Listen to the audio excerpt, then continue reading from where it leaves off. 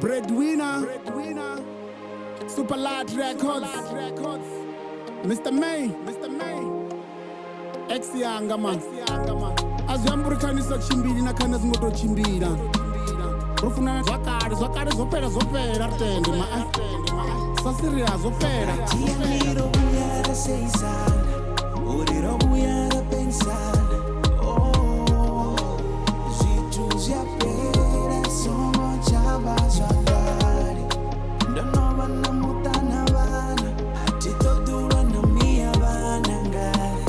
Zopera songo fusa zwakare. Hoyu rofunana richeba na River City, zvokerosera na rufuno mashereni, nachita na inchaba na nziya ndihereni. Ini nani ndicha nani dodi zvisiwana, sasino ndotiwana ndina muta ndina vana. Ndobeba ziyaiteya ndobeba ziyafhela. Ini nomaliwa tonifani muna wangu, ini ni mubebi tonifani vana vangu. Ndichaniza usenda na zipikiro edera, ndichaniza usema miya bana zibadani, ndichaniza uchimbira na zinganga na mishonga. Ningopfa nichiwori Darkface